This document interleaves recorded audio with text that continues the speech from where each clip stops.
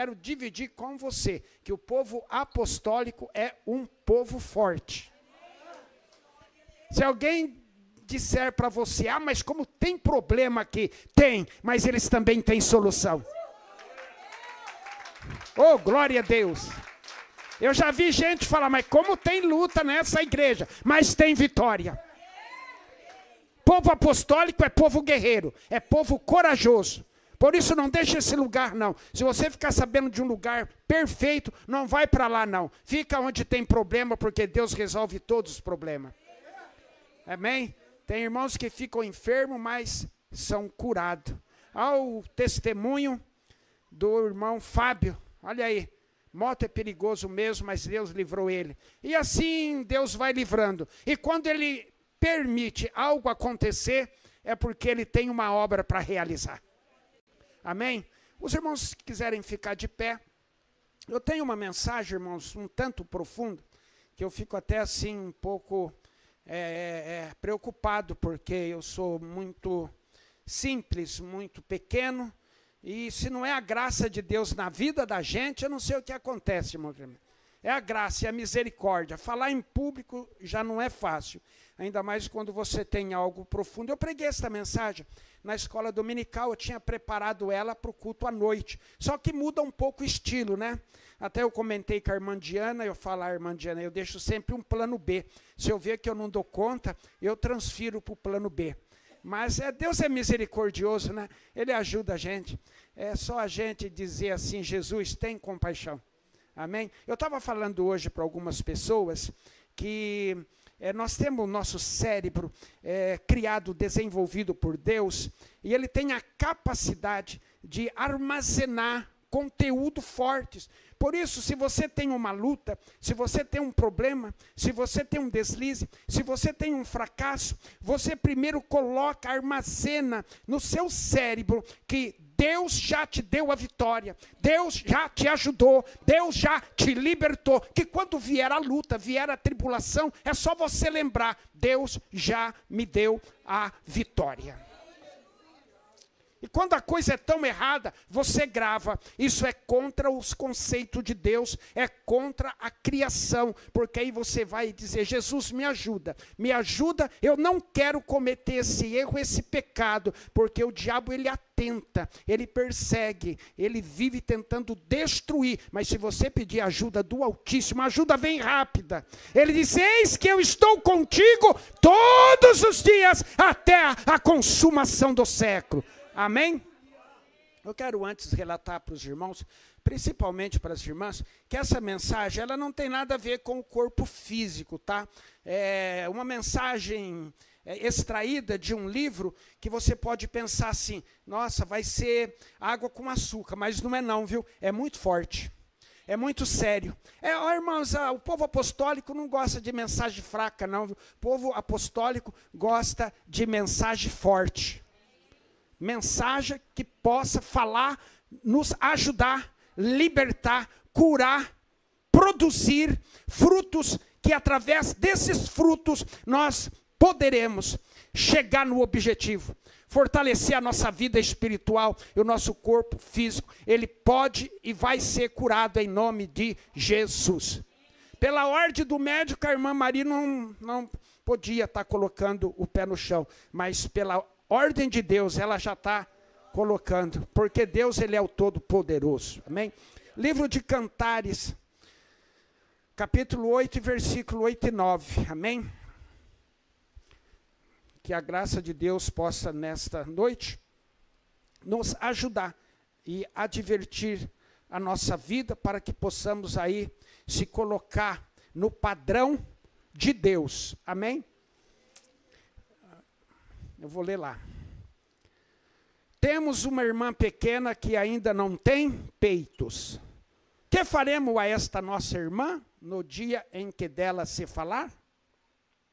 Se ela for um muro, edificaremos sobre ela um palácio de prata. E, se ela for uma porta, cercá-la-emos com tábuas de cedro. Deus abençoe os irmãos. Os irmãos sabem que o livro de Cantares é o livro de cânticos, é o livro de poesia. E se você prestar atenção, se você tiver um tempo para você ler, do capítulo do número 1 do livro de Cantares até o capítulo de número 8, fala apenas de um casal, um homem e uma mulher apaixonados. Amém? Apaixonados. Sabe o que é apaixonado? É o Jesus apaixonado pela igreja. Por isso que a Bíblia diz, ele falando assim, ele disse, as portas do inferno não prevalecerão contra a minha igreja, porque a minha igreja eu amo, a minha igreja eu sou apaixonado por ela, a minha igreja eu cuido dela, a minha igreja eu guio ela, a minha igreja eu protejo ela, porque eu amo ela. Oh, glória a Deus! Pensa em alguém apaixonado, é Jesus apaixonado pela igreja.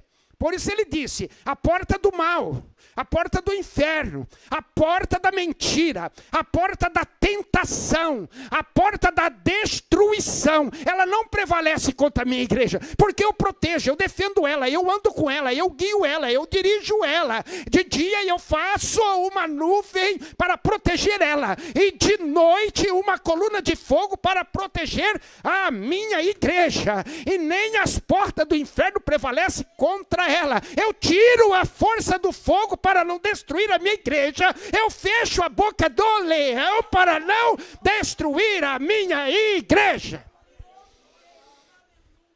Então você encontra do 1 ao 8 um homem apaixonado por uma mulher e uma mulher apaixonada por um homem. E aí então, no capítulo de número 8, entra mais dois personagens, talvez até mais dois personagens. Aí você pergunta, quem é esses dois personagens que entra no capítulo 8? Quando ele diz, temos, está no plural, temos uma irmã pequena. Entra esses dois personagens. Quem é? A Bíblia ela não fala nome, é a mesma coisa. A mulher do fluxo de sangue tinha nome? Não. Para Deus contar uma história, para Deus ensinar algo, ele precisa de personagem. Para ele salvar o homem do pecado, ele se fez carne e veio na terra. Para tirar o povo do Egito, colocou na responsabilidade de Moisés. Moisés questiona que não era habilidoso para aquele trabalho. Ele coloca mais um personagem chamado Arão, e assim por diante. Então aqui entra mais dois personagens e eles questionam o quê? Nós temos uma irmã pequena. Essa nossa irmã pequena ainda não tem peitos. Ele está querendo dizer, nós temos uma irmã pequena, essa irmã pequena não tem idade para casar, ela não tem idade para noivar, ela não tem idade para gerar, ela não tem idade para produzir, ela não tem idade para pregar, ela não tem idade para ser líder de um departamento, ela não tem idade ainda porque ela é pequena, ela é nova, ela chegou, ela é a igreja e ainda não tem experiência. Eu quero falar sobre 3 fases da igreja. Essa é a primeira fase. O que simboliza essa irmã pequena que ainda não tem estrutura para amamentar? Vocês já prestaram muita atenção? Há um ditado, principalmente o bispo, ele já falou aqui na frente dezenas e centenas de vezes sobre aquele crente que ele chega para a igreja, ele não conhecia Jesus, ele não sabia nada da Bíblia, ele não entendia nada, e ele chega, ele é batizado, ele começa a congregar. Tipo assim, ele aprendeu um primeiro versículo, o Senhor é o meu pastor e nada me faltará. Daí um mês você pergunta, e aí, como é que está a Bíblia? O Senhor é o meu pastor e nada me faltará. Daí 6 meses você encontra e pergunta, como está o andamento? O Senhor é o meu pastor e nada me faltará. Simboliza essa irmã pequena que não tem estrutura para gerar, para ensinar, para produzir, para amamentar. Assim também existe um grupo de pessoas que são chamados, são convocados, são alistados para a congregação, para o trabalho, para a obra. E o que acontece? Não há um desenvolvimento mediante a essas pessoas. Deus, ele não chamou ninguém para ficar parado. Ele não chamou ninguém para ficar, tipo assim, eu sou crente de banco, eu não quero me envolver. Não, Deus chamou você para você se envolver. Você está vendo os esforços do grupo de jovem. Tem a líder, tem outro que está cuidando da logística, e você precisa se envolver. Senão você vai fazer parte desta irmã pequena, que não produz. Entendeu? Então, a igreja, Deus criou, Deus estabeleceu para que haja uma união, para que haja trabalho, para que haja produção na obra. Ao contrário disso, simboliza esse estágio, essa fase que ele diz, nós temos uma irmã pequena que ainda não tem peitos, ainda ela não pode amamentar, ela não pode criar, ela não pode produzir, ela não pode gerar, ela não pode fazer algo, porque ela está neutralizada. Você conhece pessoas que vêm e eles não querem se envolver. Aí eu não, se eu se envolver, eu vou levar problemas para a minha casa. Eu vou fazer parte de problemas, eu vou me envolver. Não, Deus chamou você para você se envolver, para você estar unido, para que os problemas, eles sejam resolvidos, sejam selecionados. Por isso que Deus te chamou para orar, para vigiar, para buscar, para aprender. Também há uma necessidade muito grande dos irmãos. A maioria do povo unicista não sabe ensinar a unicidade. Eles não se aprofundam, não estudam, não perguntam, não fazem parte de seminários. Meus irmãos, é uma necessidade. Por isso que muito grupo de pessoas saem da unicidade, porque eles não têm raiz da unicidade. Simboliza essa irmã pequena na unicidade, que não entende, não sabe se defender, não sabe fazer a colocação. Por que existe Deus? Por que existe o Filho? Por que existe o Espírito Santo? Não é uma trindade, é Deus em três formas, três manifestações. Precisa saber, precisa estudar. Nós não estudamos para estar prejudicando, para estar menosprezando outras religiões ou organizações. Nós estudamos porque queremos aprender cada dia mais da palavra de Deus. Quando Jesus questionava com o diabo, ele dizia, está escrito. Então, irmãos, essa fase é uma fase que preocupa. Por quê? Tem pessoas que têm 5, 6, sei lá quantos anos de crente, e eles simbolizam esta irmã pequena. Não se desenvolve, não querem fazer parte, né? Por isso existe os departamentos da igreja. Agora mesmo há uma preocupação. A conferência já está aí, 15, 20 dias está chegando. Então, existe uma logística para ser feita, para que os que vão estar chegando, eles precisam ser bem, não é? Eles precisam ser...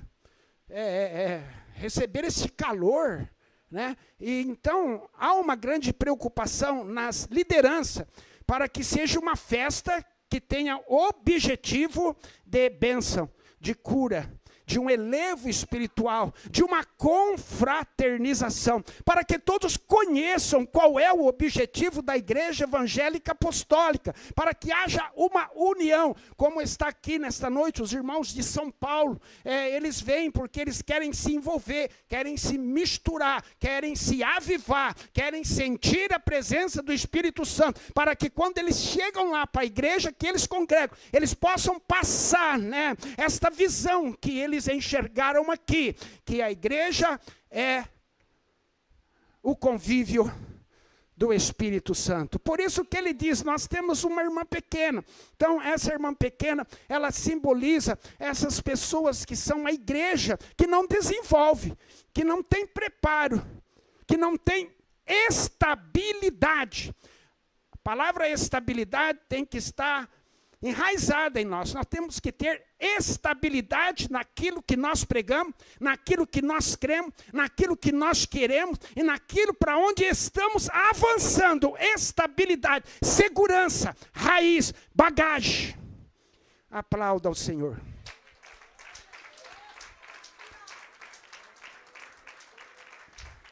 Aí nós entramos agora na segunda fase, quando eles disseram assim, olha que coisa interessante. Segunda parte deste versículo. Que faremos a esta nossa irmã no dia em que dela se falar? Olha bem, que faremos com essa nossa irmã no dia em que dela se falar? No dia em que se olhar para ela e já enxergar uma outra irmã. Vão enxergar uma irmã formada. Vão enxergar uma irmã que tem peitos. Vão enxergar uma irmã que tem capacidade. Vão enxergar uma irmã que pode amamentar, que pode produzir, que pode ajudar, que pode ser líder de um departamento, que pode fazer missões, que pode estar cantando na igreja, pode estar tocando na igreja, pode estar envolvida. O que faremos desta nossa irmã quando olharmos para ela e enxergarmos algo que produz? O que faremos então? Ele está querendo dizer, é o segundo estágio dessa pessoa, o segundo estágio desta igreja, é o nosso segundo estágio. Eu estou falando de um estágio que não seja um padrão, que seja apenas uma colocação nesta mensagem. O que faremos então? Porque vão olhar e vão enxergar o quê? Estrutura. Agora veja bem, a estrutura, ela pode ser direcionada para a bênção e pode ser direcionado para um escândalo. Então não é porque você olhou para uma estrutura e você, olha, tem capacidade. Sim, tem capacidade. Tem postura. Tem postura. Tem talento. Tem talento. Mas agora eles vão separar. Para que serve esse talento? Entendeu? Para que serve essa estrutura? Para que serve esse estudo? Para que serve esse diploma? Para que serve essa dinâmica? Esse que nós temos que tomar o cuidado quando ele olha e diz: o que faremos desta nossa irmã agora? Olha, se ela for o muro... Olha a coisa interessante, aí já começa a mudar de figura. Olharemos para ela e se ela for comparada a um muro, quando você olha na Bíblia e você acompanha, as cidades muradas eram cidade fortificada.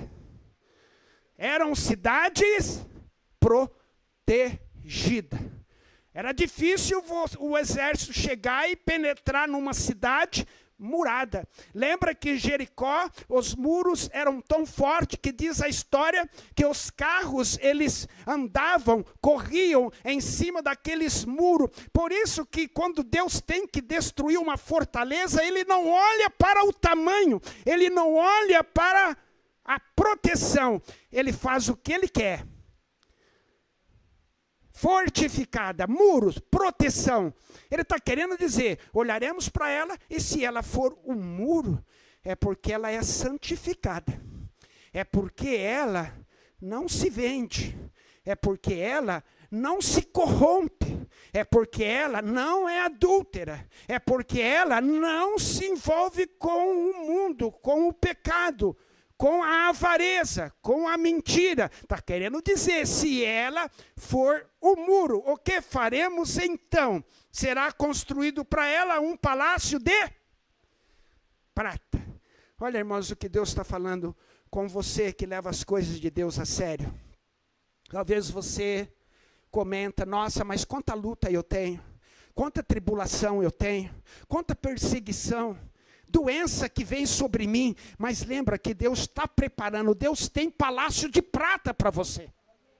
Pensa bem o que é um palácio de prata. poucas pessoas no mundo moram num palácio. Num palácio mora um presidente, um governador, ou uma pessoa muito famosa, muito rica. Mas mesmo assim, esses palácios que nós enxergamos, conhecemos, através de televisão, através de internet, eles são feitos do quê? São feitos de madeira, são feitos de areia, são feitos de tijolo, são feitos de granito, ou de mármore que seja, não é? São enormes, né? É sinal de poder, é sinal de riqueza, é sinal de fama. Mas agora pensa em um palácio de prata, que você entra lá dentro, o piso é de prata, o teto é de prata, as paredes são de prata, o exterior é de prata, as torneiras, tudo que há nele é prata. Imagina quando se acende uma luz dentro de algo que é de prata, vai existir um brilho muito grande, irmãos. Deus está preparando brilho, Deus está preparando visão, Deus está preparando iluminação, Deus está preparando algo muito grande, que é palácio de prata para a tua vida. Por isso, continue pagando o preço, continue fazendo a diferença, continue suportando agressão, sabe, verbal. Continue suportando mentiras que falam contra você. Continue suportando calúnias. Continue suportando essas brincadeiras que fazem, porque Deus tem palácio de prata para você. Deus é maravilhoso, Ele tem palácio de prata. Fica pensando, é comparado com a Nova Jerusalém, é ouro, não é? É ouro, é libertação, né? É vida, é poder, eternidade com Deus, palácio de prata. Ele disse então, se ela for comparada a um muro, faremos para ela um palácio de prata. Irmãos, é uma coisa muito profunda esses versículos, porque agora eles dizem o seguinte, e se ela for uma porta, o que faremos? Olha bem, se ela for um muro, edificaremos sobre ela um palácio de prata. E se ela for uma porta, cercá-la-emos com tábuas de cedro. Veja bem que a finalidade de uma porta é entrar e sair. A finalidade de uma porta é ela ficar aberta. A finalidade de uma porta é de haver um trânsito. Ninguém faz uma porta e deixa ela lacrada. Se foi feito, colocado uma porta, é para ser usado. Então, essa porta aqui, ela simboliza, né, uma entrada do mundo na vida desta pessoa que agora tem talento, né, tem estrutura, tem conhecimento, canta demais, prega demais, é famoso, famosa demais. Tem pessoas hoje no mundo gospel que a fama é tanta que a fama está nos 5 continentes, pregam demais. Se falar que vem em Campinas, rapidamente vai se ajuntar 10, 15, 20 mil pessoas. Tem reuniões que eles fazem no Maracanã que cabe lá 50 mil pessoas e lota. Mas será que é comparado a um muro ou é comparado a uma porta? Esse é o grande problema. Nem todo que diz Senhor, Senhor, entrará no meu reino. A Bíblia, ela mostra, ela coloca 2 caminhos. Ela coloca um caminho que ele é largo, né?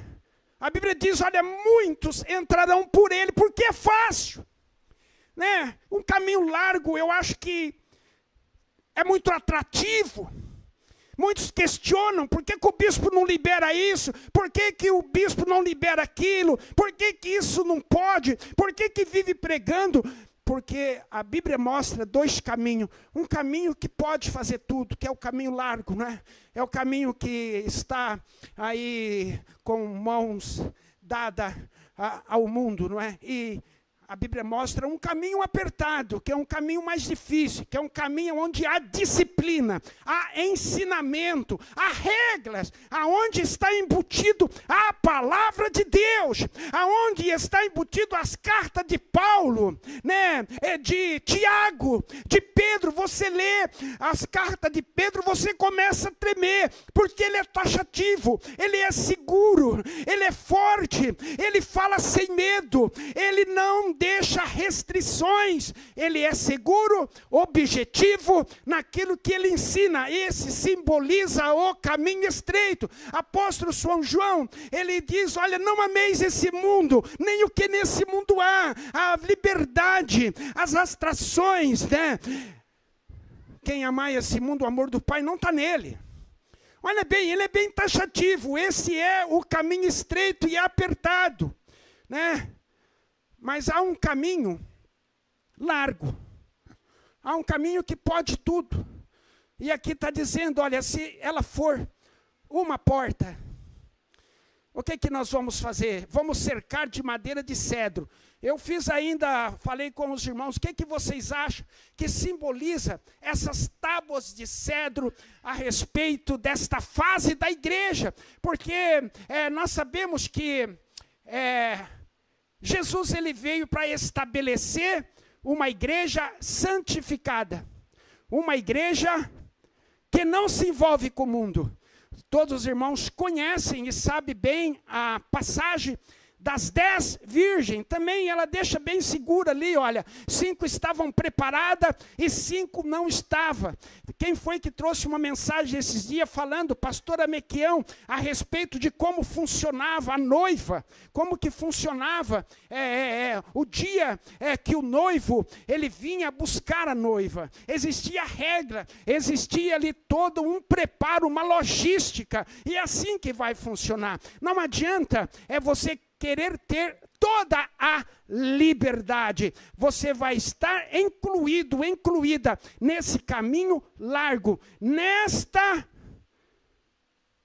igreja que já tinha habilidade, já tinha potencial, já tinha preparo, já trabalhava, já divulgava, já ajudava, já pregava, já cantava, tocava um instrumento, só que ela está comparada com esta moça que agora é comparado como uma porta. Lembra bem que houve uma rainha, que antes de ser rainha foi princesa também, ela não era do povo de Deus, mas ela foi buscada e ela foi trazida para Samaria. O que aconteceu? Ela começou a infiltrar, ela começou a criar, ela começou a construir tronos para adorar Baal. Todo mundo conhece o nome chamado Jezabel. E ela ficou muito famosa, porque ela passou a perseguir o povo de Deus, e ela começou a matar profetas. E ela achou que ela podia ir avançando cada dia mais com aquele novo sistema. Mas não adianta, irmãos. No mundo pode surgir críticas, pode surgir perseguições, pode surgir novos tipos de crença, novos tipos de adoração, novos tipos de templos, de igreja, mas a igreja de Deus, ela prevalece. Deus, ele julga, e Deus estabelece, e Deus dá vida, mas Deus mata também. Deus adoece, mas ele cura também, e ele diz, agindo eu, quem vai me impedir? Não adianta. A verdade, a santidade, a unicidade, a bênção, ela sempre vai estar em pé. O que faremos então se ela for uma porta? Cercaremos ela de tábua de cedro. Sabe o que ele está querendo dizer? Nós faremos um caixão para ela. Faremos então um caixão para ela. Deus está dizendo, para mim não serve. Vai ser o quê? Comparado à igreja que morreu. Morreu como? Fisicamente? Não.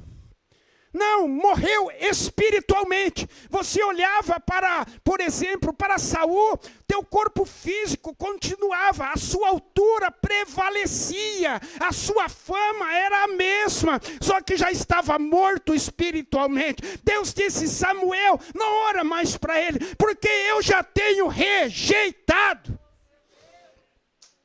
Cercaremos ela com madeira de cedro. Está querendo dizer, vamos colocar então essa nossa irmã dentro de um caixão, porque ela é como uma porta. Ela aceita o mundanismo, ela aceita a mentira, ela aceita o adultério, ela aceita a falsidade, ela aceita o pecado, ela aceita a nova modernização. Então vamos pôr ela dentro de um caixão, porque Deus não aceita, Deus não quer uma igreja que se envolva, que mistura com o mundo, com o pecado. Deus tem ciúmes daquilo que é dele. Deus não quer hoje uma igreja que você olha para a aparência, parece uma coisa, mas quando você olha para o interior, já morreu espiritualmente. Se envolveu tanto com o mundo, que Deus o colocou dentro de um caixão de tábuas de cedro. Deus, ele não quer uma igreja morta espiritualmente. Ele quer uma igreja que talvez não tenha tanta riqueza, tanta aparência externa, sabe? Para Deus, tanto faz o conhecimento como a falta dele. Estou falando em conhecimento material, não conhecimento espiritual. Eu não estou falando daquele conhecimento de Oséias 4:6. Nós sabemos aqui que quando a Bíblia fala que a respeito do conhecimento, a respeito daquela parte que fala... Quem lembra?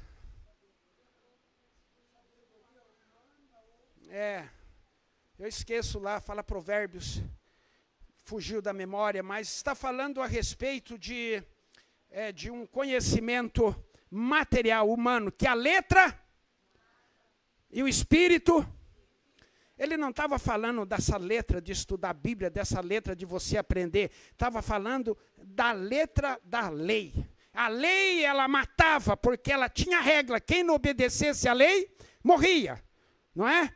Mas está falando, o Espírito, ele vivifica. Então o que Deus quer é sinceridade. O que Deus quer é santidade. O que Deus quer é oração. O que Deus quer é santificação. O que Deus quer é uma igreja séria. Porque se esta igreja, ela for comparada a uma porta onde que o mundo entra, o pecado entra, a falsidade entra, o mundo entra, a mentira entra, o pecado entra, ele coloca então dentro de um caixão, querendo dizer, eu quero uma igreja que viva espiritualmente, em santidade, em santificação, em pureza. Por isso que ele vem buscar uma igreja sem mancha e sem ruga, que não tem envolvimento com esse tipo de nova política, esse mundo pecaminoso, esse mundo de pecado, esse mundo de falsidade, esse novo ritmo, esse novo modelo, tanto de veste como também de procedência.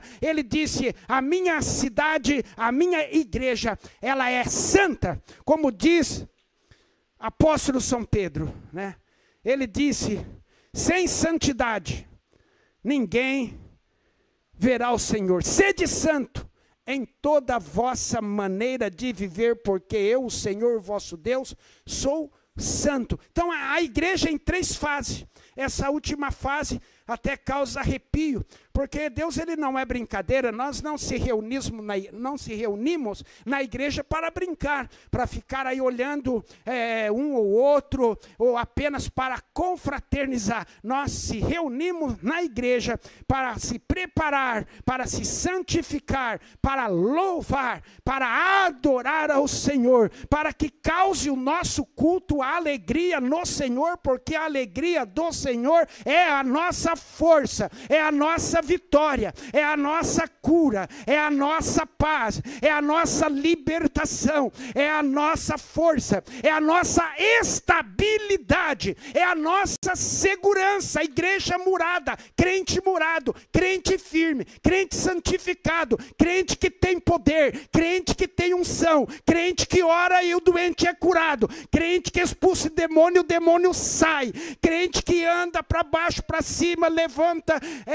dorme e também acorda com a presença de Deus. É esse tipo de crente que vence, que marcha, passa hoje, passa amanhã, a semana que vem, o mês que vem, o ano que vem, ele está sempre firme, ele está sempre seguro, ele está sempre com um só pensamento: é Cristo na minha vida. E nós nunca paramos de aprender, nunca devemos parar de estudar, jamais saberemos tudo, mas cada dia é uma nova aprendizagem, cada dia é um outro degrau que nós subimos, cada dia perdoaremos mais, amaremos mais, planejaremos mais, sonharemos mais, porque Cristo é a nossa vitória. Aplauda ao Senhor.